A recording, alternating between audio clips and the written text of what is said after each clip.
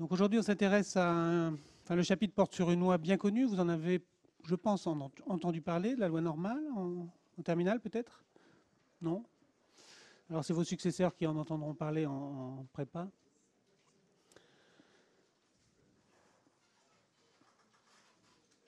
Alors cette loi est tellement importante que les expérimentateurs s'imaginent que c'est un théorème de mathématiques et les mathématiciens que c'est un fait expérimental, c'est dire l'ambivalence de cette loi. Et cette phrase, elle est due à un célèbre mathématicien nancéen, que vous connaissez maintenant, je pense, qui est Jules-Henri Poincaré. Alors, on va rapidement regarder en quoi consiste cette loi, son expression mathématique. On verra qu'un certain nombre de scientifiques l'ont rencontrée, tant du côté de la physique que des mathématiques. Très rapidement, on dira qui et comment ils l'ont rencontrée. Rapidement, on passera sur la loi normale réduite, qui est un instrument pour faire des calculs avec la loi normale à partir d'une seule table, pour toutes les lois normales possibles. On fera un petit rappel d'algèbre. On verra comment reconnaître une loi normale. Et puis, on traitera d'une application. Voyons d'abord l'expression mathématique. Et avant même l'expression mathématique, la notion de densité de probabilité et de fonction de répartition. Notez au passage les notations que j'ai retenues pour l'ensemble du poly, avec les P à double barre pour désigner le terme probabilité. Donc la densité de probabilité, c'est une limite d'une probabilité divisée par une longueur quand cette longueur tend vers 0. C'est représenté ici par la petite surface rose quand delta x tend vers 0. Et la courbe en cloche, c'est la courbe de la densité de probabilité de la loi normale. La fonction de répartition, celle qu'on va utiliser finalement le plus souvent pour faire des calculs de probabilité, c'est la surface rose dans le schéma du bas, c'est-à-dire la somme de moins l'infini jusqu'à x de la densité de probabilité. Ne pas confondre probabilité et densité de probabilité. C'est comme si vous confondiez la masse volumique et la masse, ni plus ni moins.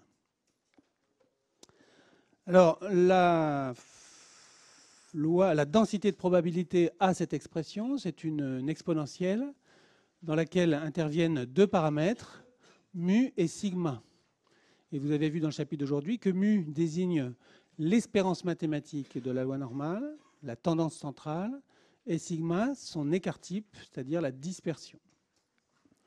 Quand vous représentez cette fonction en fonction de x, vous avez donc cette fameuse courbe en cloche, les Anglais l'appellent parfois the bell curve, où mu donc, apparaît au centre, c'est la valeur milieu, et sigma, on le note en général sur le côté, caractérise la dispersion. Alors qu'est-ce qui se passe quand la moyenne change pour une loi normale? C'est l'ensemble de la cloche qui se déplace, sans déformation, vers la droite ou vers la gauche. Et quand la valeur de sigma change, par exemple quand sigma diminue, la densité de probabilité se resserre autour de la moyenne, puisque la surface sous la courbe vaut toujours 1. Ça, c'est quelque chose qu'il faudra prendre en compte pour les calculs. Donc à partir du moment où vous resserrez, puisque la dispersion est plus faible, forcément la cloche s'élance vers le haut et elle se resserre autour de la moyenne, mais toujours avec une surface égale à 1.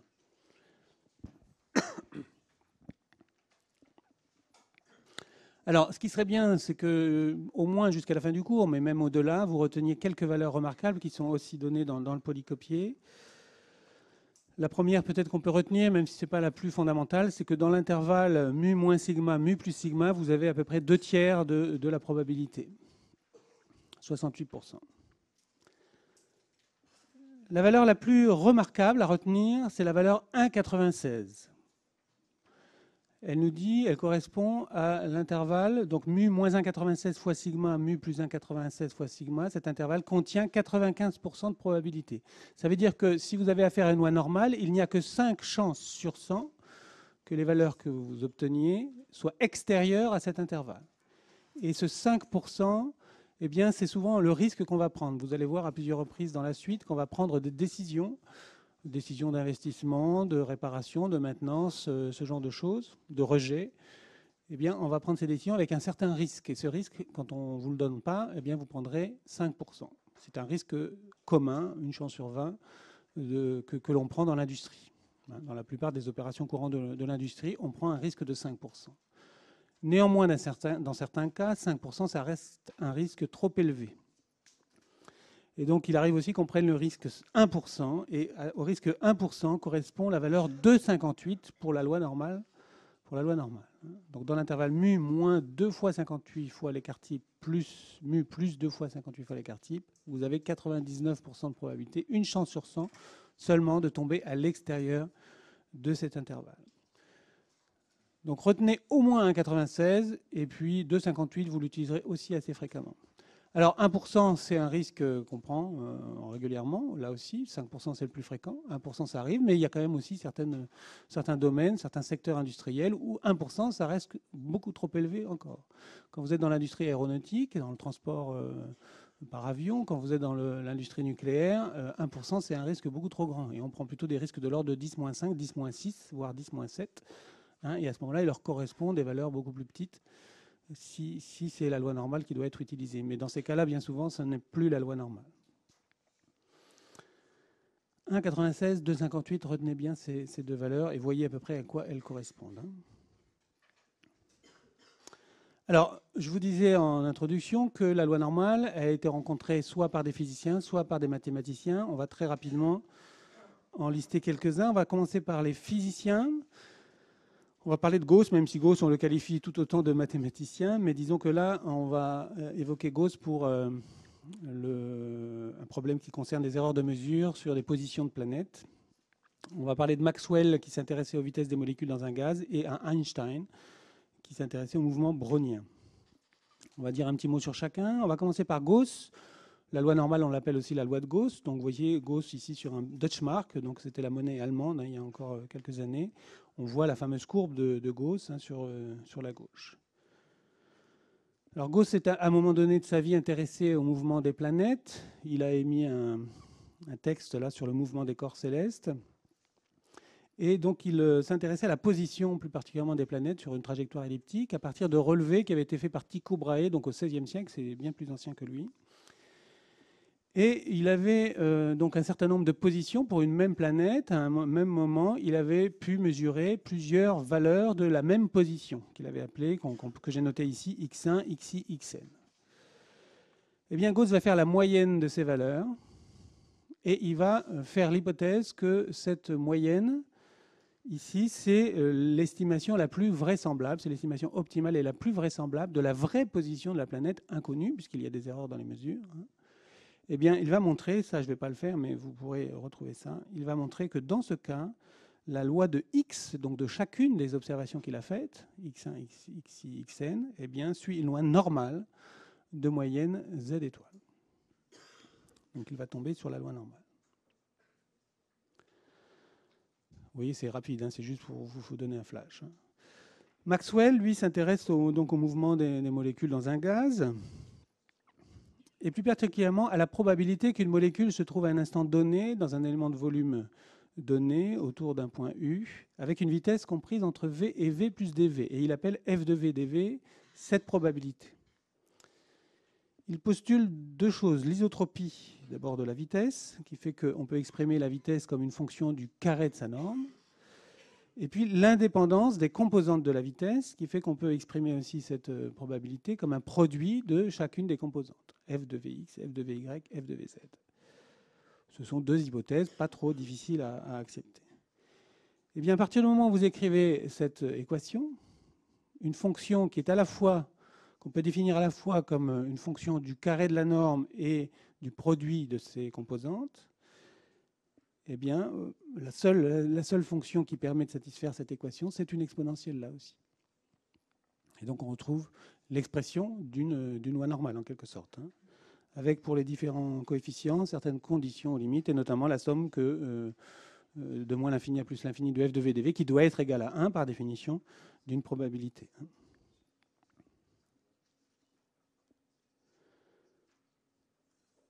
Je passe très vite à Einstein. Einstein, vous le connaissez bien.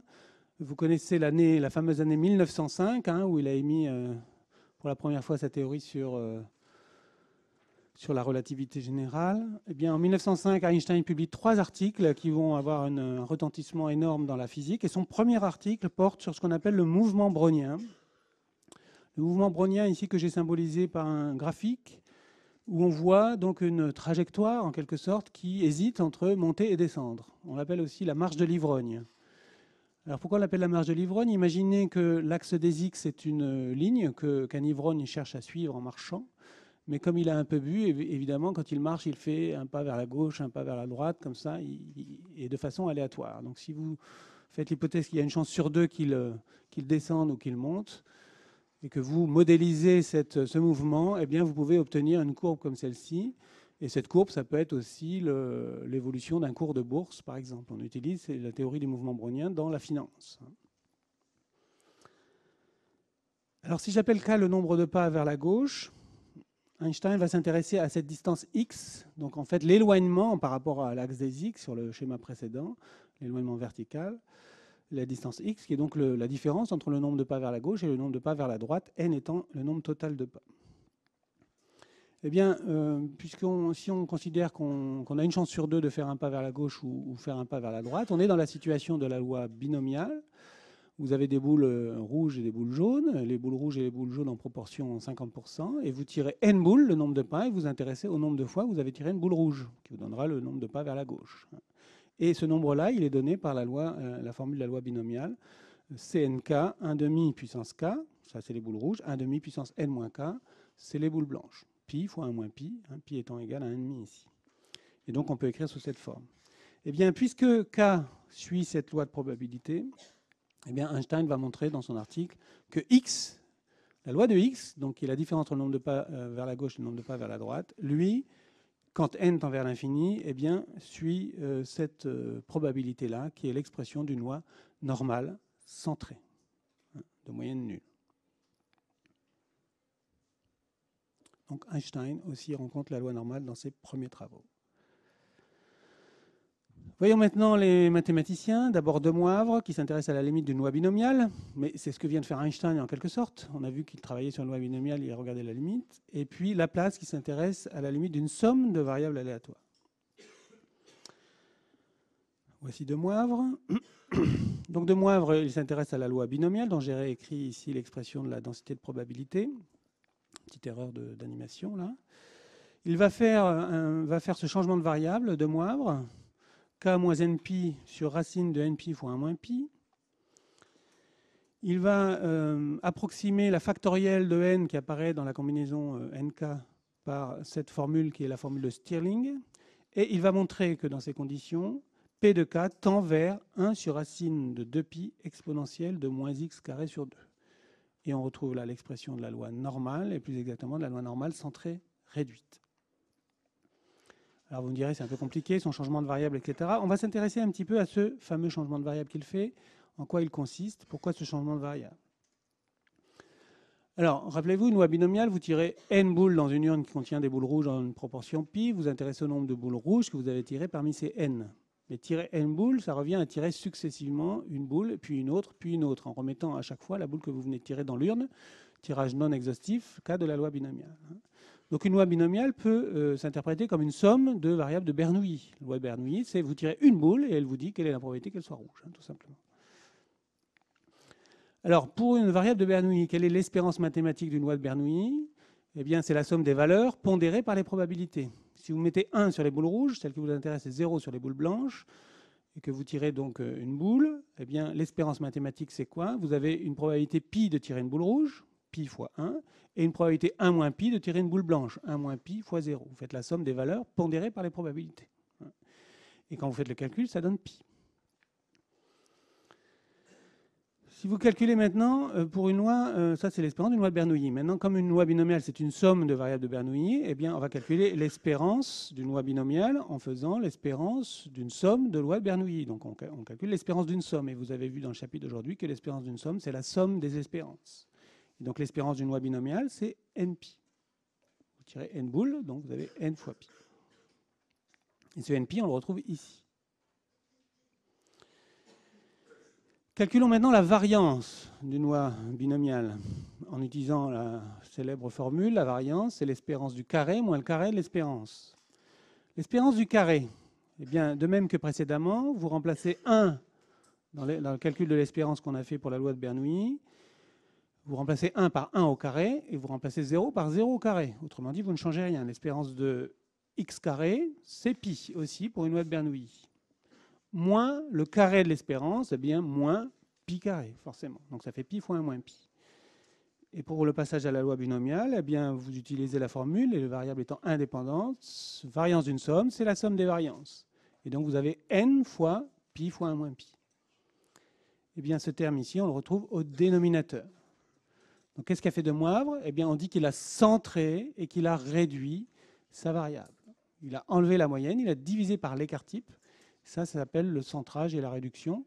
Et c'est pourquoi il est tombé sur une loi normale centrée réduite, d'espérance nulle et de variance égale à 1. OK?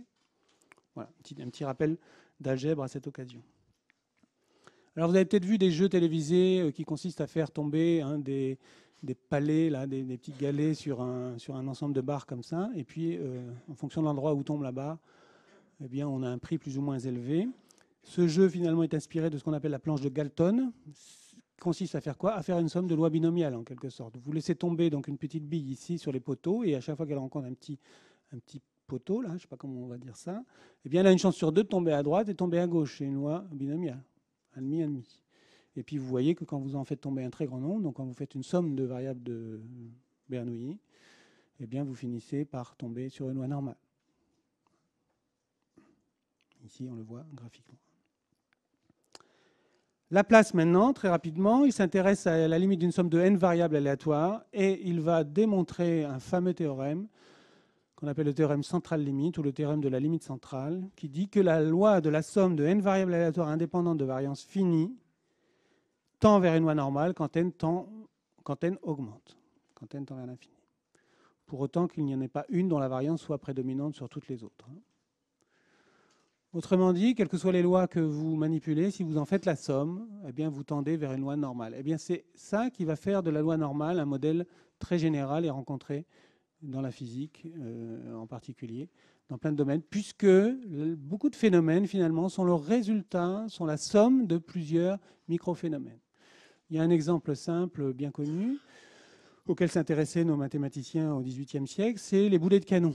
Vous envoyez un boulet de canon à une certaine distance, et bien si vous répétez l'opération, vous envoyez plusieurs dizaines de boulets de canon à une certaine distance, vous allez voir que la distance d'impact, elle suit une loi normale. Pourquoi? Parce que finalement, cette distance d'impact, elle est influencée par différents paramètres que sont le poids du boulet, la forme même du boulet, la quantité de poudre qu'on a mis dans le canon, etc., etc. Et toutes ces grandeurs sont des variables aléatoires qui peuvent varier un tout petit peu, il peut y avoir des petits changements. Et c'est leur somme qui va finalement définir la position finale. Et ça, ce principe-là, on va le rencontrer dans plein de phénomènes. Alors ça ne fait pas pour autant de la loi normale un modèle universel. Vous avez aussi les cas où les erreurs se multiplient entre elles, les erreurs multiplicatives. Eh bien, c'est un passage au logarithme à ce moment-là qui vous ramène au théorème central limite, qui va vous permettre d'utiliser le théorème central limite, puisque le logarithme d'un produit, c'est une somme de logarithmes. Et ça va donner naissance à la loi log normale, qui est un modèle aussi très utilisé, notamment en psychologie ou en biologie, où on rencontre souvent cette loi. OK ? Je suis désolé d'aller si vite. Alors, le théorème central limite, il a été démontré à plusieurs reprises, dans des conditions à chaque fois de moins en moins restrictives par différents mathématiciens, Lyapunov notamment. C'est Polya qui a donné le nom de théorème central limite. Lindenberg qui a étendu un petit peu le champ de la démonstration. Et puis la démonstration aujourd'hui la plus souvent utilisée, elle est due à Paul Lévy, qui était professeur à l'école polytechnique et qui a démontré le théorème central limite à partir des fonctions caractéristiques qui sont les transformés de Fourier des densités de probabilité. Juste pour vous donner envie d'en savoir plus.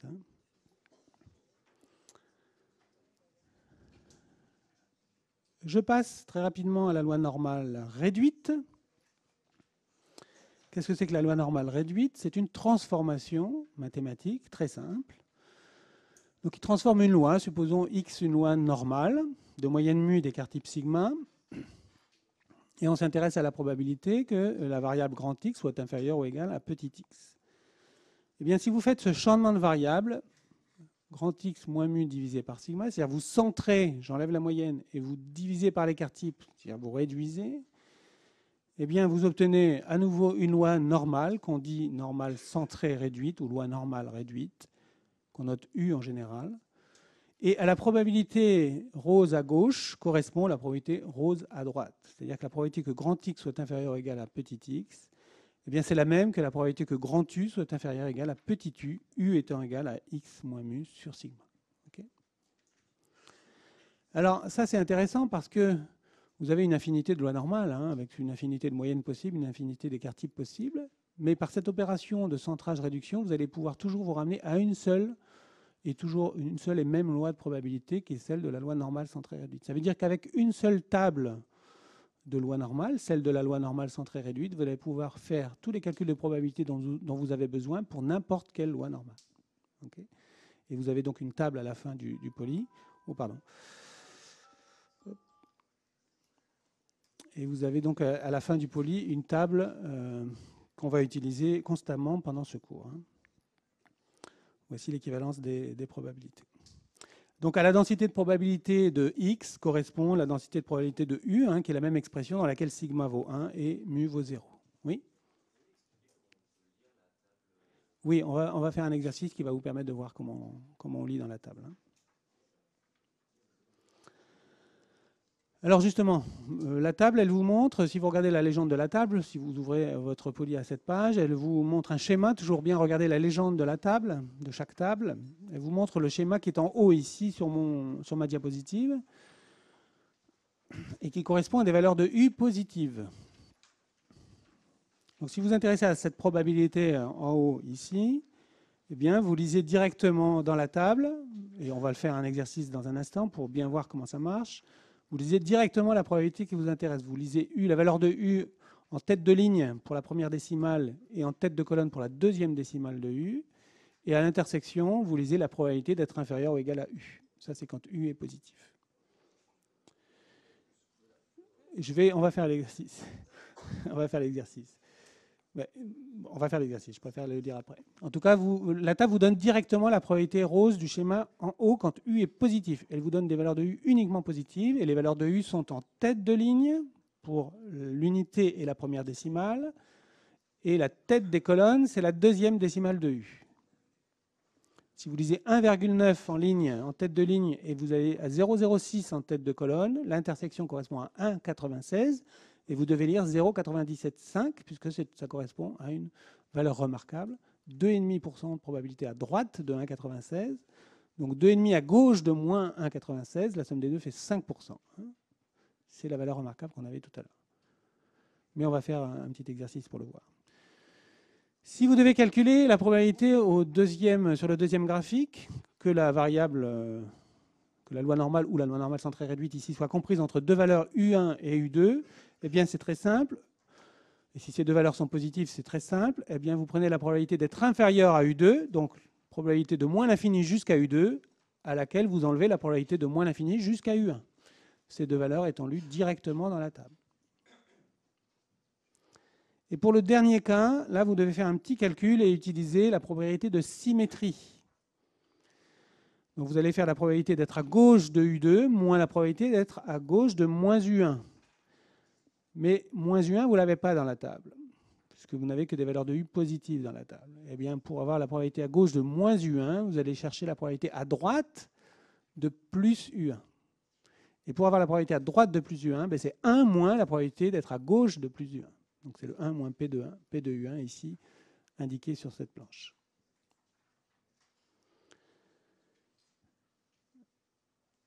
On va tout de suite faire un petit exercice à partir donc d'une chose qui correspond au club de la Mensa. Alors, est-ce que quelqu'un d'entre vous connaît le club de la Mensa? Est-ce que quelqu'un d'entre vous adhère au club de la Mensa? Ça vous dit quelque chose? Vous avez entendu parler de ce club? Le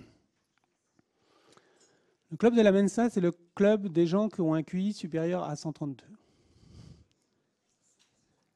Peut-être que vous pourriez adhérer à ce club, sans le savoir. Donc on va parler un peu du QI. Le QI, c'est une grandeur qui a été inventée par un psychologue français qui s'appelle Alfred Binet et qui disait « l'intelligence, c'est ce que je mesure ».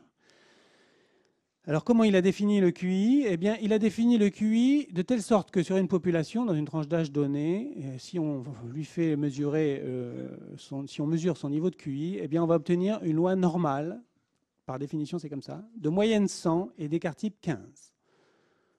Donc le QI, c'est une loi normale de moyenne 100 et d'écart type 15. Les questions sont faites en sorte d'obtenir cette loi normale pour l'ensemble de la population. Pour appartenir au club de la Mensa, il faut donc avoir un QI supérieur à 132.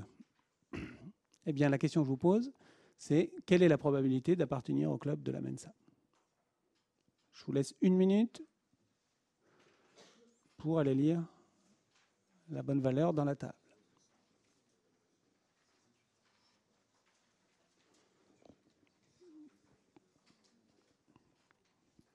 Donc, pour calculer une probabilité comme celle-ci, vous allez devoir passer par la loi normale centrée réduite, puisque la table que vous avez, c'est celle de la loi normale centrée réduite. Donc, il faut centrer, réduire votre variable. Alors, on centre et on réduit, ça consiste à faire quoi? On cherche la valeur à droite de 132, la probabilité à droite de 132, eh bien, on va centrer et réduire cette valeur 132. Donc, on enlève 100, centre, et on divise par l'écart type, on réduit. Et donc, cette probabilité à droite que l'on cherche, dans la loi normale centrée et réduite, correspond ici à cette valeur de 13. Quand vous centrez et vous réduisez, 132 moins 100 divisé par 15 fait 2,13. Donc la probabilité de dépasser 132 pour le QI, c'est la même que la probabilité de dépasser 2,13 dans la loi normale centrée et réduite.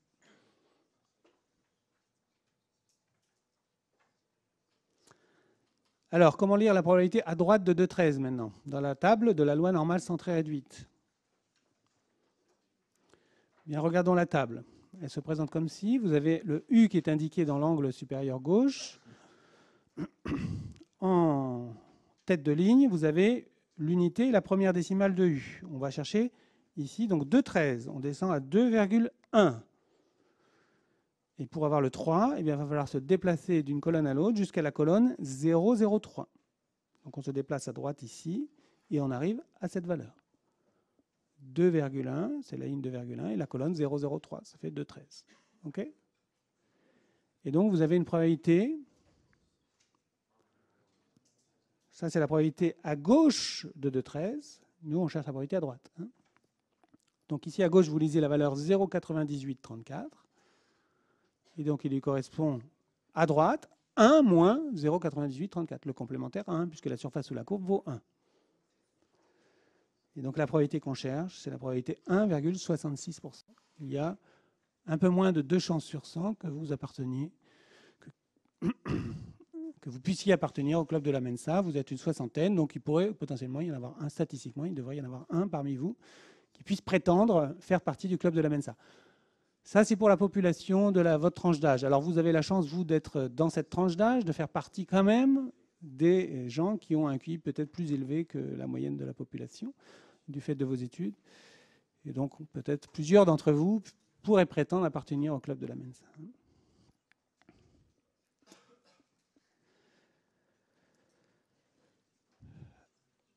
Je vais un peu vite, encore une fois, désolé. Faisons un petit rappel maintenant d'algèbre. Je vous avais dit de préparer ça, de bien regarder ça la semaine dernière, donc on va refaire un point. On avait vu déjà la forme discrète, je crois, de l'espérance mathématique la semaine dernière, la somme des valeurs pondérées par les probabilités. Vous avez également, bien sûr, une forme continue de cette expression, la somme de moins l'infini à x de x, f de x dx. Si j'ai noté ici f de x, la densité de probabilité. Alors dans le poly, j'ai souvent utilisé p de x pour désigner la densité de probabilité. Les mathématiciens utilisent souvent f de x. De même que pour la fonction de répartition, j'ai en général noté grand P de x, la fonction de répartition. Les mathématiciens utilisent souvent grand F de x. Mais en tout cas, faites bien la différence entre les minuscules et les majuscules, encore une fois. Alors, vous avez vu dans le chapitre d'aujourd'hui que l'opérateur espérance est un opérateur linéaire. Donc l'espérance de AX plus B, c'est A fois l'espérance de X plus B. Ça, c'est pas une difficulté. L'espérance d'une somme, c'est la somme des espérances. L'espérance d'une différence, c'est la différence des espérances. Et là, sans aucune hypothèse sur les lois de probabilité, sur leur indépendance ou pas. Algèbre de l'espérance, c'est facile. Algèbre de la variance. Je vous rappelle l'expression, la somme des carrés des écarts à la moyenne pondérés par les probabilités. Et la variance surtout, on va le plus souvent la calculer en utilisant la formule variance de x, l'espérance du carré moins le carré de l'espérance, puisque la variance est aussi une espérance, comme on l'avait vu la dernière fois. C'est l'espérance de x moins mu au carré. Variance de ax plus b, eh bien c'est a carré variance de x. On aurait pu écrire a carré variance de x plus variance de b, mais b étant une constante, ça ne varie pas. Une constante ne varie pas, donc la variance d'une constante, c'est nul, forcément.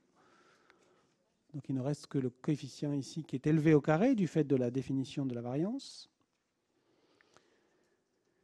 Variance d'une somme, c'est la somme des variances plus 2 fois la covariance. Et la variance d'une différence, c'est la somme des variances moins 2 fois la covariance. Le plus ou moins, c'est au niveau de la covariance qu'on le voit. Et on fait toujours la somme des variances. Si on faisait des différences de variance, on risquerait d'obtenir une variance négative au final. Donc on a toujours des sommes, mais qui sont légèrement atténuées par éventuellement une covariance. Et pour la covariance, on peut retenir la formule simple aussi, que la covariance, c'est l'espérance du produit moins le produit des espérances. Et la covariance de x et de x, eh bien, c'est donc l'espérance du carré moins le carré de l'espérance, et on retrouve la variance. Donc la covariance de x et de x, c'est la variance de x. Et vous avez vu dans le poly que si x et y sont deux variables indépendantes, eh bien la covariance de ces deux variables est nulle. Et à ce moment-là, la variance d'une somme ou la variance d'une différence, c'est la somme de leur variance. Okay. La réciproque n'est pas vraie. Attention, la réciproque n'est pas vraie.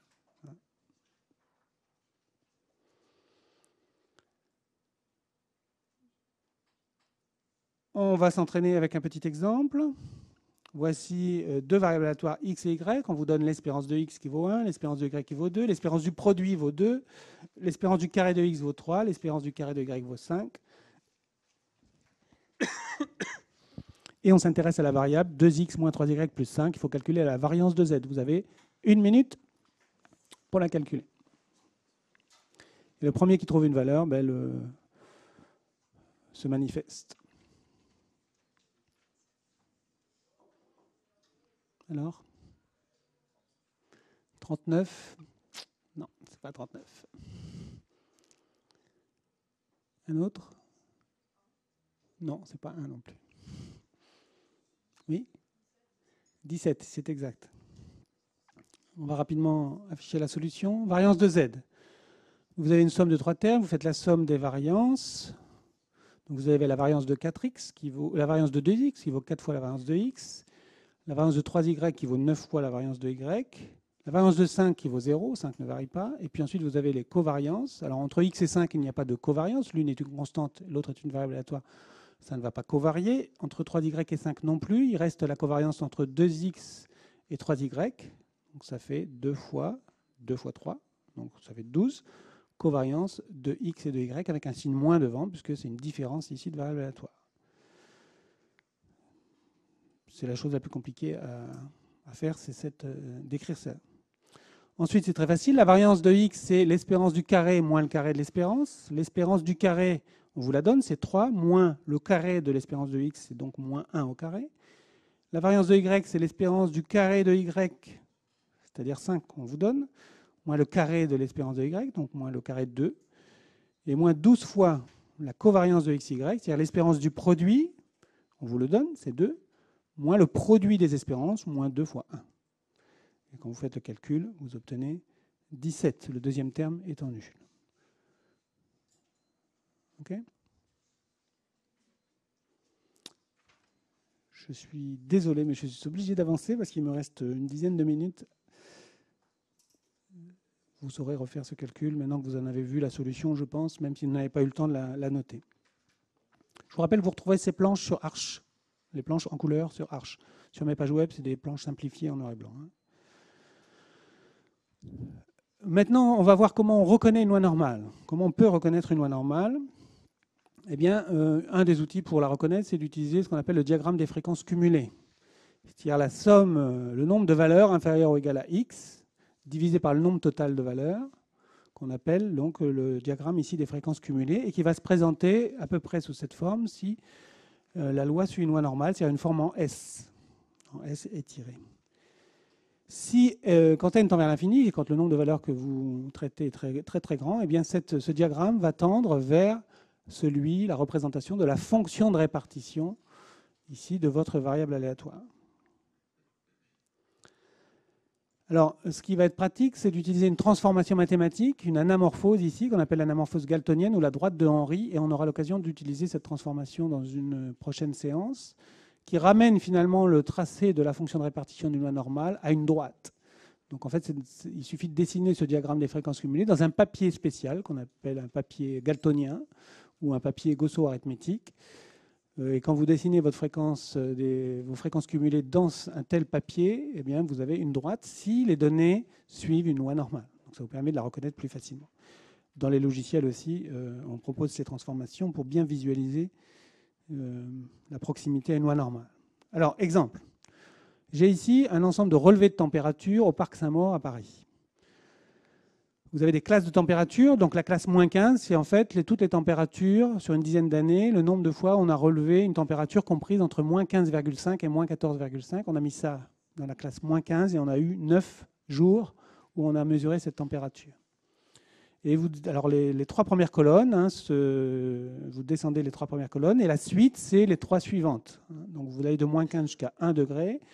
Et puis ensuite, à la 4e colonne, vous reprenez à 2, 3, 4 jusqu'à 18 degrés. Et là, ici, les plus grandes températures sont à 35 degrés. Vous avez 9 jours où on a mesuré 35 degrés. Et donc l'ensemble des températures est inférieur à 35. Vous avez un 100% à droite, tout en bas à droite, qui vous dit que 100% des grandeurs ont des journées à température inférieure à 35. Si on cherche la valeur à peu près 50%, vous êtes aux environs de 10 degrés. Si vous regardez donc 4e colonne, la ligne 10 degrés, vous avez 4640 jours où on a mesuré 10 degrés, et ça représente 51% des observations. Donc 10 degrés, c'est à peu près la médiane. La médiane, la valeur qui sépare en 2 populations de même proportion, c'est cet effectif. Alors si on dessine un histogramme des valeurs, donc de -15 degrés à +35, et on affiche donc en Y le nombre, ou plus exactement ici la proportion des grandeurs qui appartiennent à chacune des classes, on constate que l'histogramme ressemble furieusement à une cloche, celle de la loi normale. Si on fait le diagramme des fréquences cumulées, voici ce qu'on obtient, quelque chose qui est très très lisse et qui prend la forme d'un S. Si on estime la loi normale à partir de la moyenne des observations et de leur dispersion, les paramètres d'une loi normale qui s'ajustent à ces données, voici la fonction de répartition de la loi normale qu'on obtient. Donc on a une presque parfaite adéquation, superposition, disons, avec le diagramme des fréquences cumulées. Et si on fait l'anamorphose galtonienne, voici ce qu'on obtient, quelque chose qui est quasiment une droite.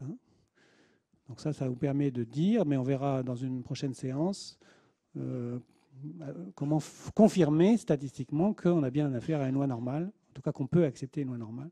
On fera ça avec des tests. Mais déjà, on peut reconnaître visuellement avec ces outils si des données sont issues d'une population normale ou non. Et puis je vais terminer avec un exemple, en passant par la Lorraine. Vous connaissez quand même tous la chanson, même si vous n'êtes pas de la région. Alors, qu'est-ce que vous connaissez de la Lorraine? Pas grand-chose, j'imagine, pour la plupart d'entre vous. Connaissez-vous les départements de la Lorraine? Il y en a 4. 4 départements en Lorraine. La Meurthe-et-Moselle, là où nous sommes, les Vosges au sud, la Moselle au nord-est, et puis la Meuse à l'ouest. Voici les grandes villes de Lorraine: Nancy au centre, Metz au nord, Longwy, Bar-le-Duc, Sarrebourg, Épinal, Thionville. Alors pourquoi je vous parle de la Lorraine? Parce qu'on va traiter un sujet qui porte sur l'industrie lorraine. Alors qu'est-ce que vous connaissez de l'industrie lorraine? Les Mirabelles, c'est l'agriculture, c'est pas vraiment de l'industrie. Mais c'est vrai qu'on est 70% de la production mondiale de Mirabelles, c'est la Lorraine, quand même. 70% de la production mondiale. Métallurgie, j'entends métallurgie, oui. Alors en fait, la Lorraine, vous ne le savez pas, mais peut-être pas en tout cas, mais dans les années 50-60, la Lorraine, c'est l'endroit où tout le monde venait pour travailler.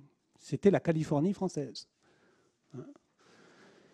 Pourquoi c'était la Californie française? Et déjà depuis le début du XXe siècle, et même un petit peu avant. Parce qu'en Lorraine, il se trouve qu'on qu'on a des gisements de charbon, principalement dans cette région, à 1000 mètres de profondeur environ. Donc on trouve du charbon et on trouve du fer, des gisements de fer entre 50 et 300 mètres de profondeur environ. Et quand vous avez du charbon et du fer, que vous les mélangez dans un haut fourneau, vous fabriquez de l'acier, de la fonte de l'acier. Et donc c'est développé, grâce à l'existence de ces deux types de gisements, en Lorraine, une industrie sidérurgique très importante, avec donc des hauts fourneaux et des installations un peu partout en Lorraine, principalement. J'ai mis les points principaux, mais il y en a eu un peu partout. Alors aujourd'hui, il n'en reste plus grand-chose. Il y a encore un peu ArcelorMittal dans le nord. Il y a Pont-à-Mousson, c'est le point du milieu, Saint-Gobain Pont-à-Mousson, là, qui fabrique aussi toujours des tuyaux qui vendent dans le monde entier. Mais donc, grâce à ces gisements et cette idéologie, la Lorraine était une terre de travail et beaucoup de monde venait donc s'installer en Lorraine pour travailler. Alors, on va s'intéresser plus particulièrement aux mines de fer. À quoi ça ressemble les mines de fer en Lorraine? Eh bien, ça ressemble à ça. Quand vous prenez un plan de mine de fer, c'est ça. C'est quelque chose qui n'est pas très ordonné, pas très régulier. Enfin, il y a des régularités, bien sûr, mais à l'échelle ici du graphique, on voit bien qu'il y a des zones assez différentes. Alors, qu'est-ce qu'on voit ici sur ce schéma? On voit des piliers. Donc, c'est une excavation souterraine par la méthode des chambres et piliers. Alors, ça veut dire quoi en 3D? Ça correspond à ça. C'est-à-dire qu'on excave dans le sous-sol des galeries et on laisse en place une partie du gisement qui prend la forme de piliers.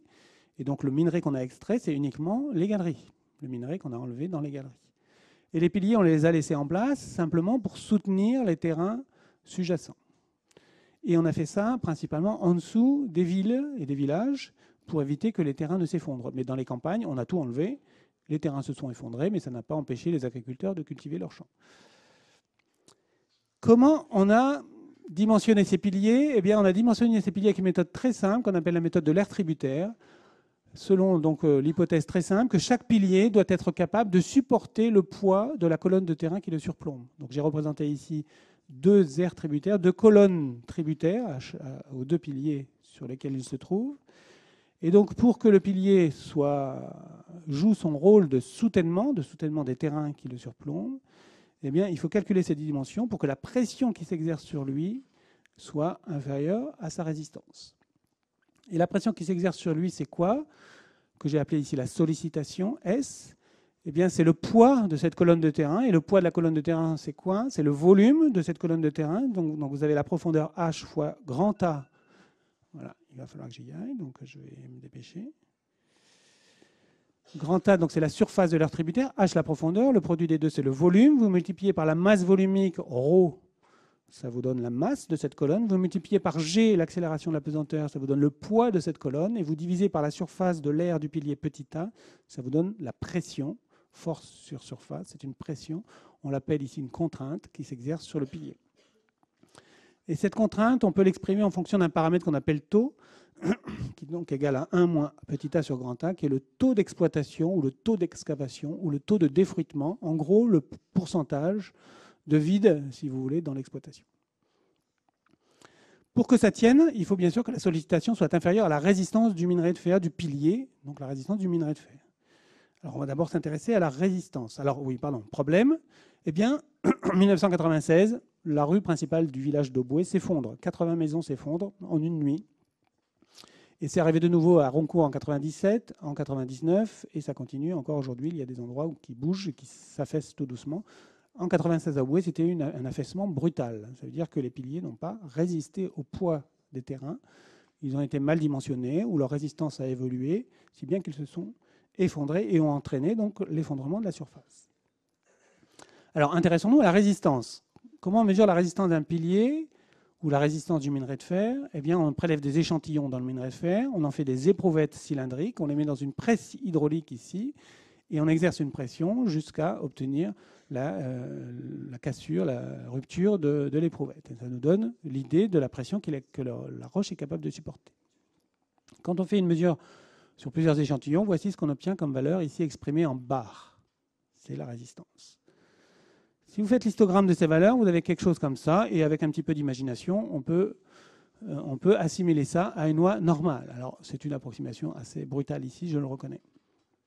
Mais on va faire cette approximation. On est des ingénieurs, en plus en mécanique de roche, il y a tellement d'incertitudes, de variabilité, c'est tellement complexe le milieu rocheux qu'on s'autorise facilement ce genre d'approximation. Si je fais une transformation gausso-arithmétique, une anamorphose galtonienne, vous voyez, j'ai presque une droite. Ça oscille un petit peu, mais c'est pas loin d'une droite. Alors, qu'est-ce qu'on va faire pour dimensionner nos galeries? Eh bien, on va faire une analyse probabiliste. On pourrait dire, bon, ben, si je veux, avant de faire l'analyse probabiliste, on pourrait dire, si je veux que mes piliers résistent, il faut que la sollicitation ne dépasse pas la plus faible valeur de résistance que j'ai. Si je suis sûr que je ne dépasse pas la plus faible, ben, je ne vais pas dépasser toutes les autres qui sont plus grandes. Sauf que vous pourriez très bien à un moment donné prélever un nouvel échantillon dont la valeur de résistance serait encore plus faible. Et du coup, vous seriez trompé dans votre dimensionnement. Donc il ne faut surtout pas choisir la plus faible des valeurs comme une référence en dessous de laquelle il faut se placer. Sinon, ça risque de ne pas marcher. Il faut raisonner de façon statistique ou de façon probabiliste.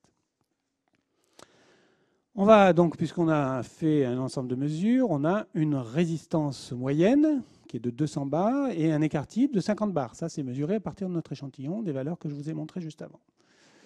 Et comment on va dimensionner nos piliers? Eh bien, on va s'arranger, on va définir la sollicitation maximale à donner à nos piliers, donc les dimensions correspondantes, de telle sorte que la probabilité que cette sollicitation dépasse la résistance, ou que la résistance soit inférieure à cette sollicitation, ne dépasse pas 1%. C'est-à-dire qu'on va accepter un risque de 1% de se tromper. Cette équation étant posée, il faut placer S max sur le schéma. À quel endroit vous le mettez? Quelque part sur l'axe des X, il faut placer S max. À gauche de mu, à droite de mu. À quel endroit vous le mettez? À votre avis? Ça, c'est la résistance qui est représentée. Si vous dimensionnez vos ouvrages avec une sollicitation max qui serait à droite, vous constatez que la sollicitation serait bien souvent plus grande que la résistance. Puisque la résistance moyenne étant à 200, si vous mettez à 250 de sollicitation, vous avez toutes les chances que ça s'effondre. Donc il faut mettre la sollicitation à gauche. Et le 1%, on va le mettre où? Eh bien, on va le mettre ici. Donc on va définir S max de telle sorte qu'il n'y ait qu'une chance sur 100 que la résistance soit inférieure à cette sollicitation, ou que la sollicitation soit supérieure à la résistance, et auquel cas on peut avoir un effondrement. Et bien, maintenant, on va pouvoir calculer S max, puisqu'on connaît la loi normale.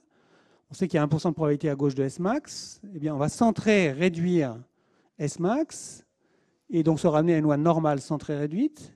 Si dans une table de la loi normale centrée réduite, vous regardez la table de la loi normale centrée réduite, à 1% à gauche correspond 99% à droite. Eh bien, vous allez lire dans la table de la loi normale réduite la valeur 2,33. Plus 2,33, puisque la table elle est faite pour les valeurs positives. Mais par symétrie, il va lui correspondre la valeur négative, ici moins 2,33.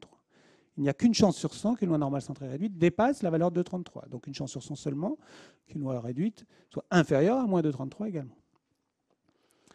Je centre et je réduis, c'est ce que j'ai fait tout à l'heure, S max. Ça doit être égal à moins 2,33 pour qu'il y ait équivalence des probabilités. Et bien vous en déduisez facilement la sollicitation maximale que vous ne devez pas dépasser, 83,5 bars. Et avec ces propriétés-là, une masse volumique de 2 tonnes par mètre cube et une profondeur de 150 mètres, ça vous dit le taux d'effritement doit être de 64% maximum. Eh bien, vous dites ça aux ouvriers, aux mineurs, ils savent ce qu'ils ont à faire. Et qu'est-ce qu'ils font? Eh bien, ils font ça. Ils font une mine et ils laissent des piliers. Ils font une mine à 64% d'exploitation, de taux de d'effritement, et ils font ça. Mais, s'ils faisaient ça, nos mineurs, ce seraient des artistes. Ça, ce n'est pas la mine, c'est la sculpture. La mine, si vous allez visiter une mine, c'est plutôt quelque chose comme ça. C'est-à-dire vos piliers ne sont pas à cette régularité parfaite, que n'ont pas la régularité parfaite du plan. Il y a des petites variations. Ça veut dire que d'un pilier à l'autre, la sollicitation n'est pas exactement la même. Même si vous avez visé une sollicitation de 83,5 bars, à laquelle correspond un risque de 1%, la sollicitation réelle, elle tourne autour de 83,5 bars, mais elle est tantôt inférieure, tantôt supérieure. Donc elle aussi va devenir une variable aléatoire, du fait des aléas de la production ou de l'excavation, si vous voulez. Donc on va s'intéresser à la sollicitation, et cette sollicitation, eh bien, on l'a estimée, après mesure sur le terrain ou sur les plans, à une loi normale également, de moyenne 83,5 et d'écart type 25. Maintenant, qu'est-ce qui se passe? Eh bien, on a dit qu'il y avait une ruine ou un effondrement si la sollicitation dépassait la résistance, ou si la résistance est inférieure à la sollicitation. Ce qui revient à dire que pour qu'il y ait ruine, il faut que R moins S soit négatif. R est une variable aléatoire, S est une variable aléatoire. Eh bien, on va pouvoir établir les paramètres de la loi de R moins S. Si R est une loi normale et S est une loi normale, R moins S est aussi une loi normale. Et on peut calculer sa moyenne et son écart type. Et du coup, calculer la probabilité que R moins S soit négatif. Faisons ce calcul. Je vais établir la loi de R moins S. Sa moyenne, eh bien, c'est la différence des moyennes. L'espérance de R moins S, c'est l'espérance de R moins l'espérance de S. Sa variance, eh bien, la variance de R moins S, c'est la variance de R plus la variance de S moins 2 fois la covariance. Alors, y a-t-il une covariance entre la résistance et la sollicitation? Ces deux variables sont-elles dépendantes ou non, à votre avis?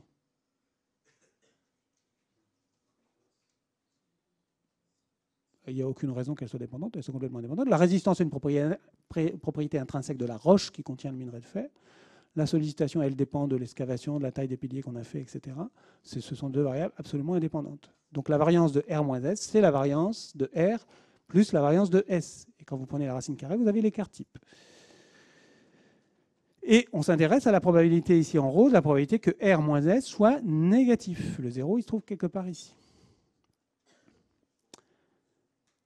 Eh bien, on fait les calculs. On trouve 116,5 pour l'espérance. On trouve 55,9 pour l'écart type.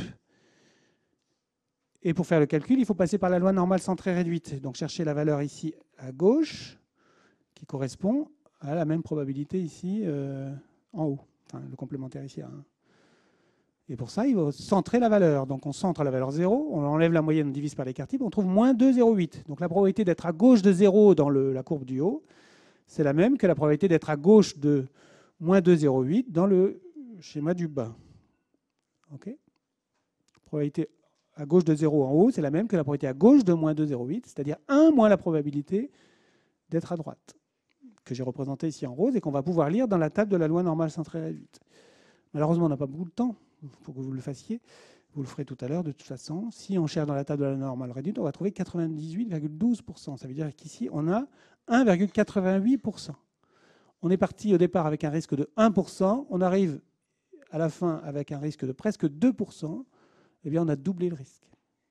Et ça a des conséquences graves sur le plan de la sécurité ou sur le plan économique. OK ?